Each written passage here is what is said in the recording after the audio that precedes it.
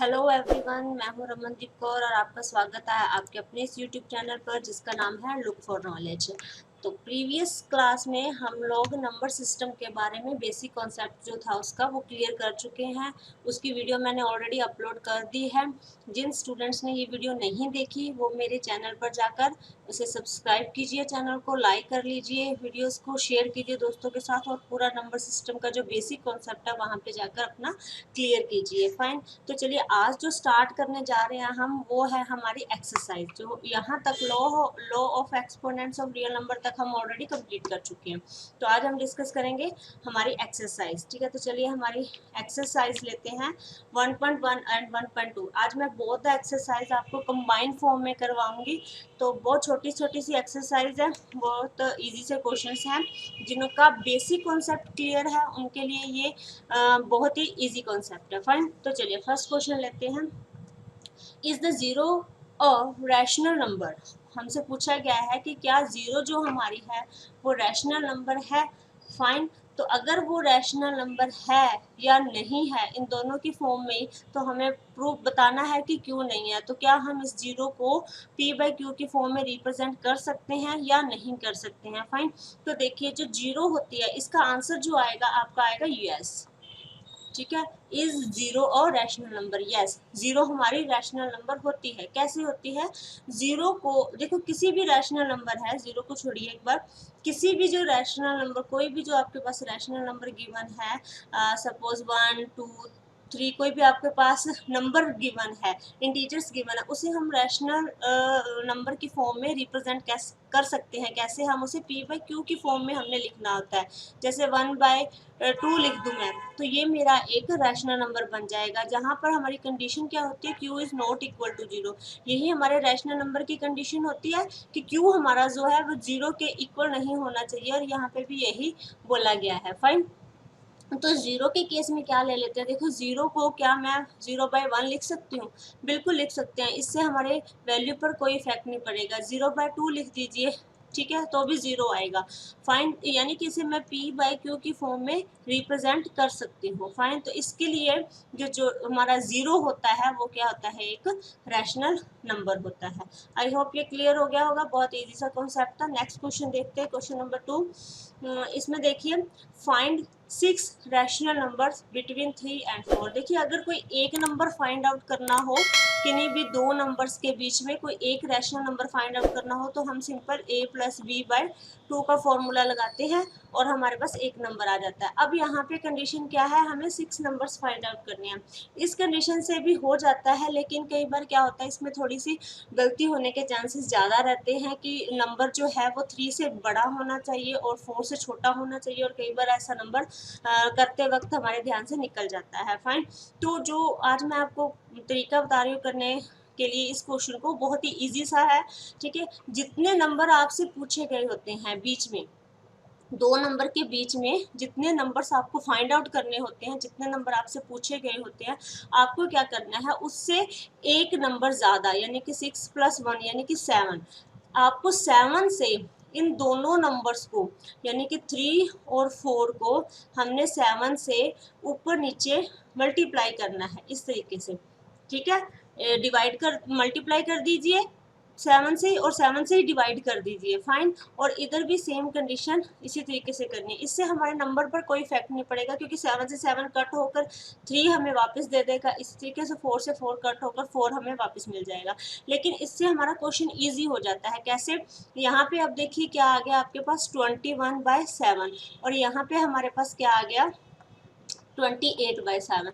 अब 21/7 और 28/7 के बीच के 6 वैल्यूज हमने लिखनी है। फाइन, ठीक है, अब ये बात यहाँ पे देखिए बहुत ही ईजी हो गई। कैसे लिख सकते हैं? 22/7, 23/7, 24/7, 25/7, 26/7 एंड 27/7। ये जो नंबर है आपके, ये वाले जितने भी ये वाले नंबर्स आए हैं हमारे पास, ठीक है, ये आपके बीच वाले जो 6 नंबर्स हमसे पूछे गए थे, 1 2 3 4 5 6, ये वाले नंबर आपके इनके बीच वाले नंबर बन जाएंगे। ठीक है, इस ये नहीं आएगा बीच में, 21/7 तो हमारा यही है ना 3, इसके बीच में 1 2 3 4 5 और 6 ये वाले नंबर। ठीक है, एक बार फिर से मैं ये रब करके आपको क्लियरली लिख के बता देती हूँ। आपको क्या करना है, जो भी यहाँ पे हमें जितने भी नंबर दिए गए हैं फाइंड आउट करने के लिए बोला गया है किसी भी दो नंबर के बीच में से, तो हमने क्या करना है, उन दोनों नंबर्स को ऊपर नीचे उससे एक नंबर ज़्यादा से मल्टीप्लाई कर देना है। ठीक है, एक नंबर ज़्यादा से मल्टीप्लाई कर देना। यहाँ पे आ जाएगा आपका 21/7, यहाँ पे आपका आ जाएगा 28/7। फाइन, तो इन दोनों के बीच के जो नंबर्स लिखने हैं अब हमने वो सिंपल से बात है, 22/7 आ जाएगा, 23/7 आ जाएगा, 24/7, 25/7, 26/7, 27/7, 28/7 आपके पास पड़ा है। फाइन, तो ये जो आपके पास नंबर आ जाएंगे 6 नंबर, ये इन दोनों के बीच वाले रैशनल नंबर्स होंगे। आई होप ये क्लियर हो गया होगा। तो चलिए नेक्स्ट क्वेश्चन पर चलते हैं हमारे। सिमिलर क्वेश्चन है, find the 5 rational numbers between this and this. Again the same process we have to repeat. ठीक है, उसी तरीके से हमने इसे करना है। 5 पूछे हैं तो एक इनसे ज़्यादा, ठीक है, यानी कि 6 से हमने क्या करना है, इन दोनों को नंबर्स को ऊपर नीचे मल्टीप्लाई कर देना है। फाइन, जैसे यहाँ पे 3/5 है, उसको 6/6 से करना है, और इधर ले लीजिए आप 4 डिवाइड बाई 5 है, इसको 6/6 से मल्टीप्लाई करना है। अब यहाँ पे देखिए 6 3 जा 18 डिवाइड बाय 6 5 जा 30। इधर देख लीजिए क्या आ जाएगा आपके पास, 6 4 जा 24 और 30। अब आपको 18/30 और 24/30 के बीच की वैल्यू लिखनी है। 18/30 और 24/30 के बीच की कौन कौन से लिखेंगे, 90/13, डिनोमिनेटर सब में सेम रखना, ऊपर की वैल्यू एक एक बढ़ाते जाइए बस। ठीक है, 20/30, 21/30, 22/30 और 23/30। फाइन, तो ये जो 5 वैल्यू है आपकी इन दोनों नंबरों के बीच की, ये 5 रैशनल नंबर्स है इन दोनों नंबर के बीच की। फाइन, ये आई होप ये क्लियर हो गया होगा। बड़ा इजी सा कॉन्सेप्ट है, बस आपको यही बात ध्यान रखनी है, जितने जो भी नंबर यहाँ पे पूछा गया है ना कि इतने नंबर फाइंड आउट करो इन दोनों के बीच के, उससे सिर्फ एक नंबर हमने ज़्यादा लेकर उस नंबर को, जो भी हमें ये 2 नंबर दिए गए होते हैं, इन नंबर को ऊपर नीचे हमने उस नंबर से मल्टीप्लाई करना है, और उसके बाद बस एक एक नंबर बढ़ाते जाइए और लिखते जाइए, डिनोमिनेटर सब में सेम रहेगा। फाइन, चलिए नेक्स्ट क्वेश्चन लेते हैं। Question number 4, are the square root of, जैसा कि मैंने आपको बताया था कि ये 1.1 एंड 1.2 बोथ कंबाइन है, तो इनके जो क्वेश्चंस भी है वो मिक्स है। ठीक है, तो ये question number 4, are the square root of all positive integers irrational. उन्होंने पूछा है कि क्या square root of all positive numbers, मतलब किसी भी पॉजिटिव नंबर्स का जो स्क्वायर रूट करेंगे तो क्या वो इररेशनल आता है, यस और नो। पहले तो हमें ये आंसर देना है, और अगर हमारा आंसर नो में आ रहा है नहीं तो हमें एग्जांपल्स देने हैं कि तो फिर हमें बताना पड़ेगा कि कैसे कैसे आ रहा है नो हमारा। ठीक है, तो देखिए जो इसका आंसर बनेगा वो आपका बनेगा एक्चुअली नो। ठीक है, इसका आंसर हमारे पास क्या आएगा, नो।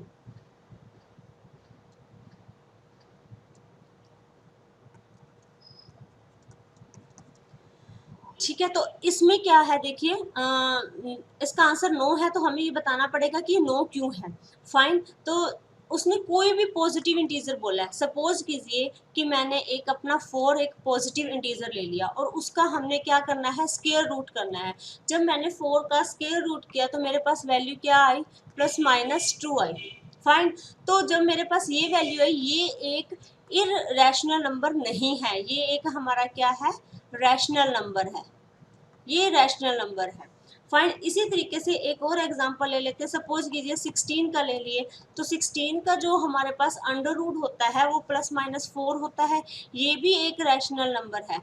ठीक है, ये भी एक हमारा रैशनल नंबर है। कैसे, इसे हम 2/1 की फॉर्म में लिख सकते हैं। फाइन। इसे हम 4/1 की फॉर्म में लिख सकते हैं और हमारा q is not equal to 0 है। फाइन, तो इसलिए ये हमारा एक रैशनल नंबर है। और आपको वैसे भी पता है कि सारे नंबर्स को मिलाकर रैशनल नंबर बनाया जाता है, सिर्फ एक इरेशनल नंबर ही अलग पड़े होते हैं। फाइन, तो इसका आंसर ऑफ कोर्स नो है कि सारे मतलब ऑल पॉजिटिव इंटीजर्स का स्क्वायर रूट करने पर हमें इरेशनल नंबर नहीं मिलता है। इरेशनल नंबर हमें नहीं मिलता है, हमें रैशनल नंबर भी मिलते हैं। ठीक है, तो हमारे पास इसका आंसर क्या आ जाएगा, नो। ठीक है, आई होप ये क्लियर हो गया होगा। तो चलिए नेक्स्ट चलते हैं, हमारा नेक्स्ट क्वेश्चन लेते हैं। इसमें है आपके पास शो करना है हमें how √5 represented on the number line. ठीक है, नंबर लाइन के ऊपर √5 को रिप्रेजेंट करना है। इसके लिए मैं आपको सारे स्टेप्स लिखवा देती हूँ कि इसे किस तरीके से करना है।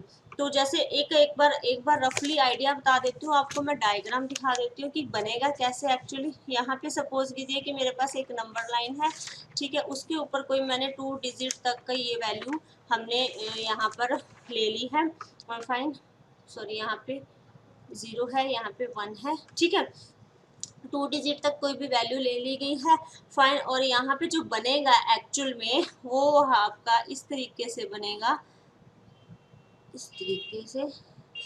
और यहाँ पर आपके पास ए पॉइंट ले लीजिए कोई, यहाँ पे हम सी पॉइंट ले लेते हैं। ठीक है, सी पॉइंट ले लेते हैं। और यहाँ पे जब हमने अपनी कैंपस रखकर इस तरीके से ये एक नंबर लाइन जो है हमारी शो होगी और ये वैल्यू हमारे पास √5 आएगी। ये किस तरीके से आएगी वो मैं आपको स्टेप बाय स्टेप लिखवा देती हूँ। फाइन, ठीक है, तो हमारा फर्स्ट स्टेप देखिए क्या आएगा। यहाँ पर आप लिखिए लेफ्ट लाइन AB 2 यूनिट्स। ठीक है, जो हमने ए और यहाँ पे बी है आपका पॉइंट, ये ए बी जो हमने 2 यूनिट्स ली है। Fine, on a number line. Next step में आपने क्या लिखना है, एट बी क्या करना है आपने, ड्रॉ परपेंडिकुलर। हमने एक परपेंडिकुलर ड्रॉ करना है लाइन, परपेंडिकुलर जो लाइन है हमें ड्रॉ करनी है वो क्या होगी हमारी BC हो जाएगी। ऑफ लेंथ, कौन सी लेंथ की, ऑफ लेंथ 1 यूनिट। ये है हमारी 1 यूनिट। ठीक है, सेंटीमीटर मीटर कुछ भी हो सकता है। तो 1 यूनिट की हमने एक जो है परपेंडिकुलर लाइन BC जो है वो ड्रॉ की है। नेक्स्ट स्टेप में हमने क्या लिखना है, ज्वाइन CA। अब देखिए यहाँ तक हमारी 1 यूनिट की होगी, C और A को हमने मिला दिया। अब यहाँ पे जब हमने C और A को मिलाया है तो ये हमारे पास एक कौन सा ट्राइंगल आ गया, right angle triangle. So ABC is क्या बन गया हमारा,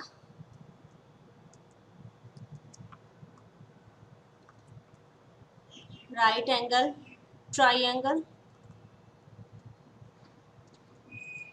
राइट एंगल ट्राइंगल आ जाएगा। ठीक है, तो अब यहाँ पे हम क्या कर सकते हैं, अप्लाइंग, यहाँ पे क्या करना है, पाइथागोरस। जब भी हमारे पास राइट एंगल ट्राइंगल होता है, ठीक है, तो हम पाइथागोरस थ्योरम जो है वो अप्लाई करते हैं। पाइथागोरस थ्योरम,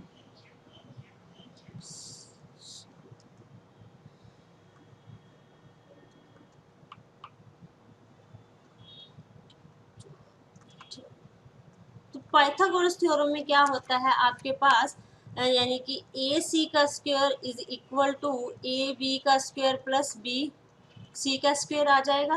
फाइन, अब AB जो है हमारे पास वो 2 यूनिट है, यानी कि 2 का स्क्वायर प्लस BC जो हमारे पास है वो 1 यूनिट है, यानी कि 1 का स्क्वायर यहाँ पे आ जाएगा आपके पास 4 + 1 यानी कि 5। और हमारे पास AC कितना आ जाएगा, √5। आई होप ये क्लियर हो गया होगा। ठीक है, यहाँ तक हमारे पास AC की जो वैल्यू है वो √5 आ जाएगी। फाइन, तो यहाँ पे हमारे पास जो आगे जो बनेगा CA हम लिखेंगे, जो CA is line, is a line length of √5। Fine, अब हमारा एक स्टेप रहता है यहाँ पर, स्टेप नंबर 5, ठीक है, तो उसके लिए थोड़ा सा स्पेस बना लेते हैं। मैं ये आई होप ये आपको क्लियर होगा, अगर आपने नोट डाउन भी कर लिया होगा तो इसे हम इरेज कर देते हैं। ठीक है, स्टेप नंबर 5 हमारा क्या है, इसमें देखिए, taking CA as radius and A as a center, and draw, क्या ड्रॉ करना है, एंड ड्रॉ हमने क्या करनी है, एक आर्क ड्रॉ करनी है।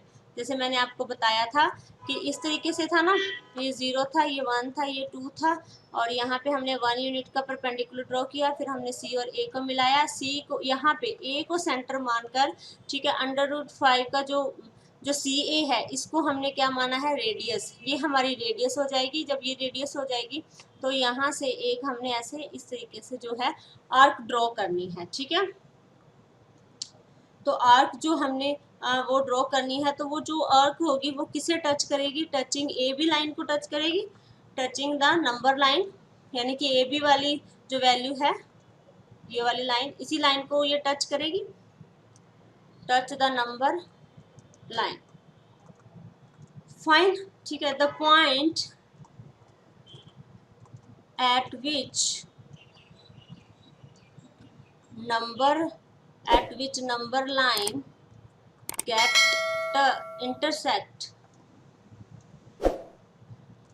intersected, ठीक है, जो इंटरसेक्ट हुई है यहाँ से, जो हमने ये कट लगाया है, fine, intersected by arc is at √5, तो यहाँ से जो ये यहाँ तक आई लाइन, ये आपकी क्या बन जाएगी, √5 वाली। फाइन, √5 किससे हो जाएगी, डिस्टेंस कहाँ से होगी, ये डिस्टेंस फ्रॉम हमारे जो सेंटर पॉइंट है, फ्रॉम ओ हमारा क्या था, सेंटर पॉइंट था। क्यों होगी, बिकॉज, यहाँ पे लिखिए,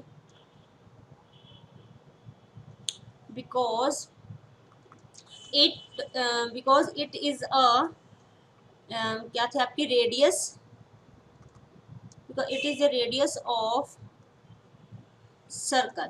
fine, it is the radius of circle जिसका सेंटर क्या था, हुज सेंटर वाज ए। तो ये यहाँ तक आपके सारे 5 के 5 स्टेप्स क्लियर होते हैं कि किस तरह से हमने नंबर लाइन पर इसे रिप्रेजेंट करना है। ठीक है, अकॉर्डिंग टू योर बुक और अकॉर्डिंग टू NCERT, जितना भी उसी के अकॉर्डिंग ही मैं आपको ये सारा सिलेबस करवा रही हूँ। फाइन, तो आपको इसमें कोई प्रॉब्लम नहीं आएगी। तो इस तरीके से हम नंबर लाइन के ऊपर जो है कि कोई भी वैल्यू, कोई भी इरेशनल वैल्यू को रिप्रेजेंट कर सकते हैं। आई होप ये आपको क्लियर हो गया होगा और आपने साथ साथ इसे नोट डाउन भी कर लिया होगा। ठीक है, तो चलिए हमारे नेक्स्ट क्वेश्चन पर चलते हैं। अब आपके जो क्वेश्चंस है ट्रू फॉल्स, बाकी सारे क्वेश्चंस कवर हो गए हैं। ये ट्रू फॉल्स 1.1 से लेकर और 1.2 में से भी, और सबके ये मिक्सअप है। ठीक है, तो चलिए स्टार्ट करते हैं हमारे ट्रू फॉल्स को। फर्स्ट देखिए, every natural number is a whole number. देखिए ये सारी डेफिनेशंस मैं आपको पहले करवा चुकी हूँ। तो इसमें देखिए जो नेचुरल नंबर होते हैं,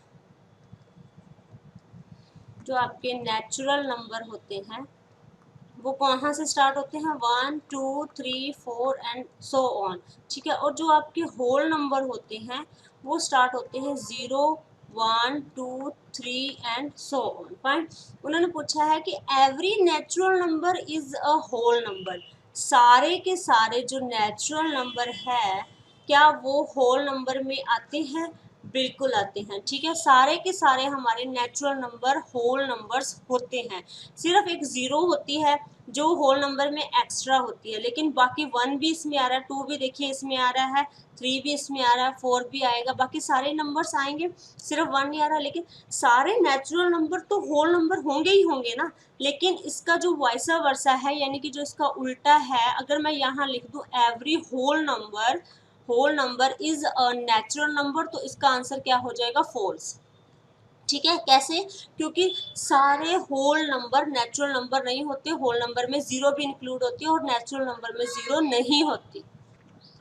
तो यहाँ पे जो बनेगा देखिए ये क्या है, ठीक है, इसे हम इरेज कर देते हैं ये वाला। ये जो हमारा क्वेश्चन था वो क्या था, हमारा क्वेश्चन कि every natural number is a whole number, then the answer will be true. चल जा, answer will be true, this is true. Fine, यहाँ पे आप लिख लीजिए ट्री। तो चलिए नेक्स्ट देखते हैं क्या है हमारा part. Every integer is a whole number. अब इंटीजर की बात की है, एवरी इंटीजर मीन्स इंटीजर में क्या आता है आपके -1 -2 इस तरीके से, ठीक है, और 0 आ जाती है, +1 +2 3 4 इस तरीके से। माइनस वाले भी चलते जाते हैं यहाँ पर और प्लस वाले भी चलते जाते हैं, ठीक है। तो जो every integer is a whole number उन्होंने पूछा है, होल नंबर में क्या था हमारा 0 1 2 3। अब सारे इंटीजर क्या हमारे होल नंबर में आ रहे हैं? सारे के सारे इंटीजर क्या होल नंबर में आते हैं? नहीं, क्योंकि होल नंबर में हमारे पास नेगेटिव वैल्यूज जो होती हैं वो नहीं आती हैं। Negative value whole number include नहीं करता है। तो every integer is a whole number, तो यहाँ पे क्या आ जाएगा? False, no. सारे के सारे इंटीजर हमारे होल नंबर नहीं होते हैं, लेकिन जो हमारे सारे के सारे होल नंबर होते हैं वो इंटीजर होते हैं। अब इंटीजर में जो नेगेटिव वैल्यू है वो होल नंबर में इंक्लूड नहीं होती। होल नंबर में सिर्फ 0 1 2 0 से लेकर सारी पॉजिटिव वैल्यूज इंक्लूड होती हैं। तो सारे इंटीजर होल नंबर नहीं होते, सिर्फ और सिर्फ जो पॉजिटिव वाली वैल्यू और जीरो वाली वैल्यू है इंटीजर की वही होल नंबर होती है। तो यहाँ पे जो कॉन्सेप्ट आ जाएगा आपका फॉल्स आ जाएगा, according to our basic concept, ठीक है। तो चलिए नेक्स्ट क्वेश्चन देखते हैं, question number 3। Every rational number is a whole number. अब यहाँ देखिए सारे के सारे रैशनल नंबर क्या होल नंबर होते हैं? अब रैशनल नंबर की डेफिनेशन क्या थी, यहाँ लिखते हैं। रैशनल नंबर p/q की फॉर्म में और q should not equal to 0 की फॉर्म में होने चाहिए, जितने भी आपके पास रैशनल नंबर होते हैं। अब सारे के सारे रैशनल नंबर होल नंबर कैसे होंगे? फाइन, क्योंकि रैशनल नंबर में आपके पास इंटीजर्स भी आ जाते हैं, इंटीजर्स इंक्लूडेड होते हैं रैशनल नंबर में, ठीक है। लेकिन होल नंबर में इंटीजर्स आते हैं, लेकिन कौन से इंटीजर्स आते हैं? सिर्फ पॉजिटिव इंटीजर्स आते हैं, सिर्फ पॉजिटिव इंटीजर्स आते हैं और एक जीरो आती है। इसमें रैशनल नंबर में आपके पास पॉजिटिव इंटीजर्स भी आते हैं, जीरो भी आती है, नेगेटिव इंटीजर्स भी आते हैं, फ्रैक्शनल वैल्यू भी आती है। फाइन, तो सारे के सारे रैशनल नंबर तो होल नंबर हमारा नहीं होता है। फाइन, सारे के सारे रैशनल नंबर होल नंबर नहीं होते हैं। हाँ जी, इसका जो उल्टा है, ठीक है, सारे के सारे होल नंबर हमारे रैशनल नंबर होते हैं, वो ट्रू है। फाइन, तो यहाँ पे जो ये है ये आपका फॉल्स है, लेकिन इसका अगर हम उल्टे की बात करें, इसका कन्वर्स की बात करें तो वो आपका ट्रू होगा, क्योंकि सारे के सारे होल नंबर हमारे जो है रैशनल नंबर में आ रहे हैं। रैशनल नंबर में जीरो भी आता है, पॉजिटिव इंटीजर्स भी आते हैं। इसका मतलब सारा का सारा एवरी होल नंबर जो है वो रैशनल नंबर होता है, बट एवरी रैशनल नंबर जो है वो आपका होल नंबर नहीं होता है। फाइन, आई होप ये क्लियर हो गया होगा। तो नेक्स्ट पे चलते हैं, क्वेश्चन नंबर 4 पे। देखिए फर्स्ट का क्या था हमारा? ट्रू था, सेकंड का फॉल्स था, थर्ड का भी फॉल्स था। चलिए नेक्स्ट देखते हैं fourth part. Product of rational and irrational number always irrational number. अब ये देखिए उन्होंने रैशनल नंबर और इरैशनल नंबर के प्रोडक्ट की बात की है और हमसे बोला है कि हमेशा वो क्या इरैशनल नंबर ही आता है। तो यहाँ पे भी आंसर आएगा नो, यानी कि फॉल्स। फाइन, कैसे? देखिए आपके पास एक रैशनल नंबर है, मैंने जीरो एक रैशनल नंबर है। फाइन, जीरो एक रैशनल नंबर है, उसमें आता है, और हमने उसका प्रोडक्ट करना है एक इरेशनल नंबर से, तो हमें रिजल्ट क्या मिला? जीरो मिला। जीरो को अगर आप किसी भी नंबर से मल्टीप्लाई करते हैं तो जीरो आता है ना, तो जीरो तो एक रैशनल नंबर है। जो रिजल्ट हमारा आया वो भी एक रैशनल नंबर है। मैंने एक इरेशनल नंबर का मल्टीप्लिकेशन एक रैशनल नंबर रैशनल नंबर का मल्टीप्लिकेशन एक इरेशनल नंबर के साथ कर दिया और मुझे जो आंसर में मिला वो भी एक रैशनल नंबर मिला। तो product of irrational and rational और इरेशनल नंबर ऑलवेज इरेशनल, ये सही नहीं है। यहाँ पे जो ऑलवेज की बात की गई है ना, इसके ऊपर ही आपको ध्यान देना है। फाइन, हमेशा, उसने बोला है कि क्या हमेशा ही इरेशनल नंबर आता है? नहीं, हमेशा इरेशनल नंबर नहीं आता। इरेशनल नंबर आ सकता है, जैसे कि अगर मैं 1 को √2 से मल्टीप्लाई करूँ तो मेरे पास √2 आया, ये मेरा एक इरेशनल नंबर है, ये मेरा एक इरेशनल नंबर है, फाइन। लेकिन जब मैंने 0 को मल्टीप्लाई किया तो उसने मुझे रैशनल नंबर दिया, फाइन। तो हमेशा ही आपका जो ये नंबर है वो इरेशनल नंबर नहीं आता, यानी कि प्रोडक्ट ऑफ रैशनल और इरेशनल का ऑलवेज इरेशनल नहीं होता है, कभी हो सकता है कभी नहीं हो सकता है, तो ये आपका फॉल्स कंडीशन आती है, फाइन। तो नेक्स्ट देखते हैं, हमारा 5th नंबर पे देखते हैं, ये हमारा ट्रू था, ये फॉल्स आएगा, ये भी फॉल्स और ये भी false. Next, every whole number is a natural number. अब नेचुरल नंबर कौन से थे? नेचुरल नंबर थे 1 2 3 4, ये हमारे जो नेचुरल नंबर थे, और जो होल नंबर थे, ठीक है, वो कौन से थे? 0 1 2 3 4, ये थे। Every whole number is a natural number. अब यहाँ देखिए, उसने बोला सारे के सारे जितने भी है होल नंबर, क्या वो नेचुरल नंबर है? ठीक है, अभी हमने इसका ऊपर फर्स्ट पार्ट देखिए, ये इसका कन्वर्स है, ठीक है। देखिए, every natural number is a whole number, हमने बोला ट्रू था, ठीक है। तो अब इसका उल्टा तो पॉसिबल नहीं है ना, क्योंकि 0 जो है वो नेचुरल नंबर में नहीं आती है, 0 नेचुरल नंबर में नहीं आती है, तो सारे के सारे होल नंबर नेचुरल नंबर नहीं हो सकते, तो इसका आंसर भी आएगा फॉल्स, ठीक है। क्योंकि जो 0 होती है आपकी, वो होल नंबर में आती है, नेचुरल में नहीं आती है। सारे के सारे नेचुरल नंबर होल नंबर हो सकते हैं, क्योंकि नेचुरल नंबर में 0 नहीं होती है, तो बाकी सारे नंबर तो हमने उठा के होल नंबर में भी डाले हुए हैं ना। 1 जो है वो होल नंबर में भी डाला है, 2 होल नंबर में भी है, 3 है, लेकिन 0 ही एक ऐसा हमारा पार्ट है जो इन दोनों नंबरों को सेपरेट कर रहा है, फाइन। तो यहाँ पे आपका जो कॉन्सेप्ट आ जाएगा वो फॉल्स आ जाएगा, कि सारे के सारे होल नंबर नेचुरल नंबर नहीं होते हैं बिकॉज ऑफ दिस 0, ठीक है। तो चलिए नेक्स्ट देखते हैं, 6th पार्ट देखिए इसका, every integer is a rational number, fine. अब यहाँ पे देखिए क्या होगा, एवरी इंटीजर की बात की है, सारे के सारे इंटीजर जो है वो रैशनल नंबर में आते हैं, ऑफ कोर्स आते हैं, ठीक है। कैसे? इसका आंसर आएगा आपका ट्रू, ठीक है।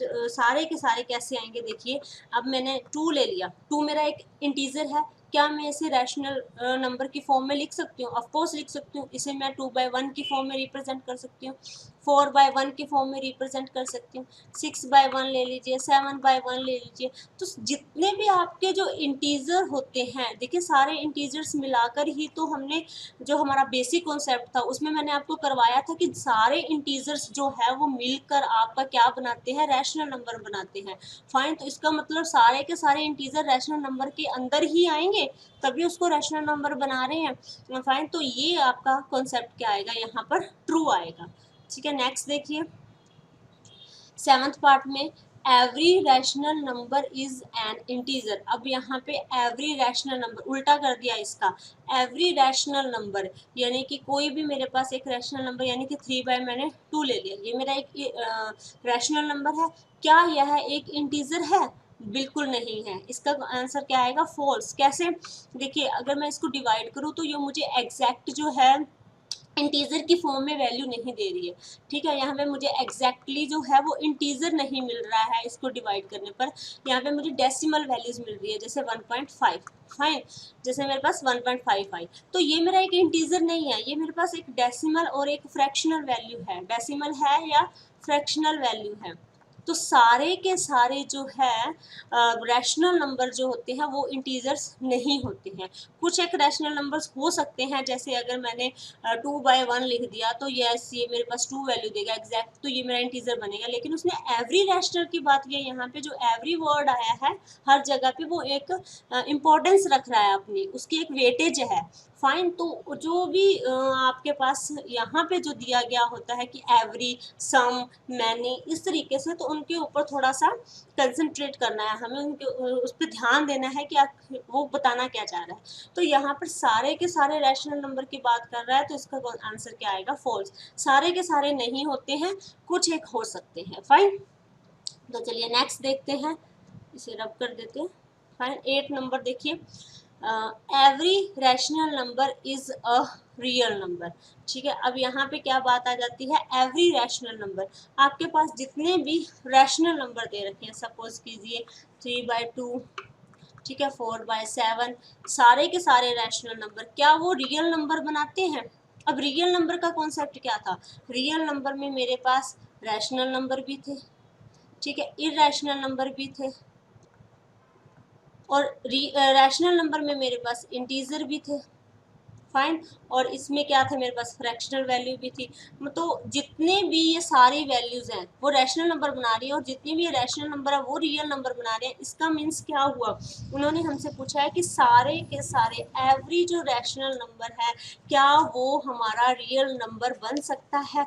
एवरी रैशनल नंबर की बात की है, तो इसका आंसर क्या आएगा आपके पास, इसका आंसर आपके पास क्या आ जाएगा, ट्रू। तो सारे के सारे रैशनल नंबर हमारे पास रियल नंबर बन सकते हैं। ठीक है, तो यहाँ पे एक छोटा सा और भी क्वेश्चन है आपका, आपकी बुक का ही है, ठीक है, उसमें पूछा है कि एवरी जो है इररेशनल नंबर, ठीक है, every irrational number is a real number. Yes, ये भी ट्रू आएगा, सारे के सारे इररेशनल नंबर जो होते हैं वो भी ट्रू, वो भी रियल नंबर ही बनाते हैं, क्योंकि रैशनल और इररेशनल नंबर बनकर रियल नंबर बनता है। तो जितने भी इररेशनल आएंगे वो भी मेरे रियल नंबर में आएंगे, और जितने भी रैशनल आएंगे वो भी मेरे रियल नंबर में ही आएंगे। फाइन, आई होप ये क्लियर हो गया होगा। तो नेक्स्ट देखते हैं number 9, every real number is an irrational number. Every real number is an irrational number, no, ये आएगा आपका फॉल्स। कैसे, उसने बोला है कि एवरी रियल नंबर, कोई भी रियल नंबर है चाहे वो ये है, तो क्या ये रैशनल नंबर है? ये रैशनल नंबर कैसे है, ये तो हमारा सॉरी इररेशनल नंबर है, तो ये इररेशनल नंबर नहीं है, ये हमारा कौन सा नंबर है, ये रैशनल नंबर है। तो यहाँ पे इररेशनल नंबर की बात की है कि एवरी रियल नंबर, सार एवरी, कोई भी रियल नंबर लो, क्या वो मेरा इररेशनल नंबर है? नहीं, कोई भी रियल नंबर इररेशनल नंबर नहीं है। कुछ रियल नंबर्स हैं जो मेरे इररेशनल नंबर होंगे। फाइन, ठीक है, जैसे कि 3/2 ही है, ये मेरा एक रैशनल नंबर है, ये मेरा इररेशनल नंबर नहीं है, बट ये नंबर मेरा रियल नंबर भी है, ये मेरा रियल नंबर में इंक्लूड होता है। आई होप ये क्लियर हो गया होगा कॉन्सेप्ट। थोड़ा सा ध्यान से इन चीज़ों को पकड़ करनी है हमने।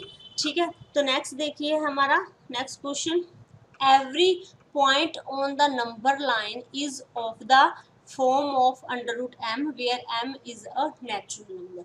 ठीक है, वो कह रहे हैं कि नंबर लाइन के ऊपर, ठीक है, number line, every point on the number line, number line के ऊपर कोई भी जो पॉइंट है is of the form of, क्या वो हमारा √m की फॉर्म में होता है, जहाँ पे m is a rational natural number. Suppose कीजिए कि m को मैंने 2 ले लिया, तो √m मेरा क्या बन जाएगा, ठीक है, एक इररेशनल नंबर बन जाएगा इस तरीके से।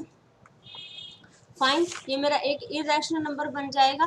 तो every point on the number line जो √m की फॉर्म में कोई भी नेचुरल नंबर लें हम, ठीक है, वो इस फॉर्म में बनेगा या नहीं बनेगा। ठीक है, ये बात हमने बतानी है।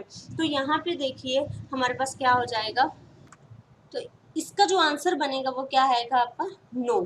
कैसे, इसका, इसके कहने का मतलब √m का कहने का मतलब है इररेशनल से, इररेशनल से मतलब है यानी कि हमें नंबर लाइन के ऊपर हर एक पॉइंट पे क्या इररेशनल नंबर मिलेगा। ये हमारी नंबर लाइन है, ये 0 है, ये 1 है, ये 2 है, तो क्या इसके हर एक पॉइंट पे हमें अंडर की फॉर्म में वैल्यूज मिल रही हैं? नहीं। देखिए ये कंप्लीट अंडर, अगर मैं सबका अंडर लगा दूँ, सबका भी अंडर रूट लगा दूं, तो मेरे पास कुछ वैल्यूज ऐसी होंगी जो अंडर रूट से बाहर निकल के आ जाएंगी। जैसे कि ये 1 है, ठीक है, अगर मैं 1 का अंडर रूट करूँ तो मेरे पास एक 1 आता है जो कि मेरा एक इंटीजर है, ठीक है, और जो कि पॉजिटिव इंटीजर है, पॉजिटिव भी है।